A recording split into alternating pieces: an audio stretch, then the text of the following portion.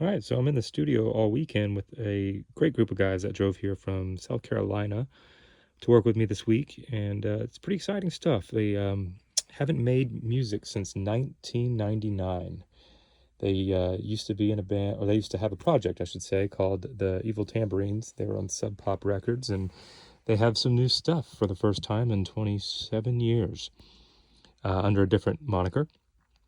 Uh, Nonetheless, we are here to make some new music, and thought I'd just give a quick rundown of our setup, as I always do.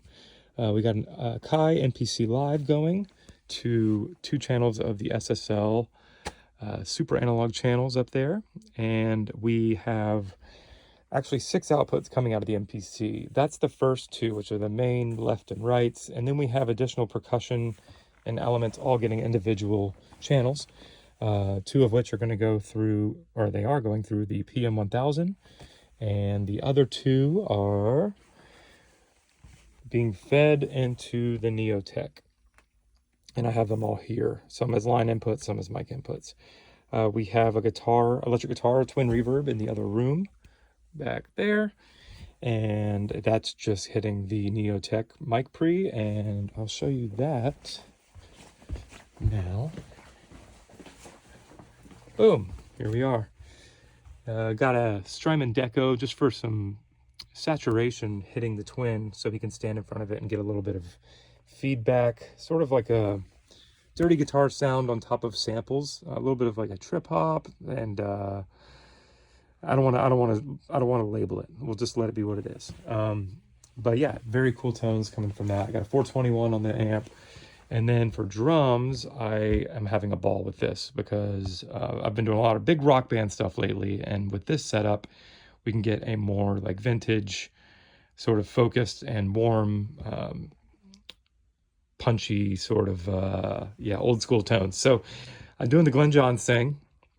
Sorry for all those adjectives. I annoyed even myself just now. We got a kick in. So Glenn Johns with an extra mic, the extra mic being the kick input, the inside of the kick drum there. RE20 there, AKG 412, center overhead 4038, side 4038, and M201 on the snare. Lovely sounding kit today. This is our house kit. We use this most sessions, unless artist wants to bring their own. But most of the time they play it and they're happy. Moving on, let's see. He does have a turntable and a mixer. He's going to do some scratching later on. Acoustic guitar, we got electric guitar, and I'm going to bring my short scale JMJ bass because it has flats on it tomorrow.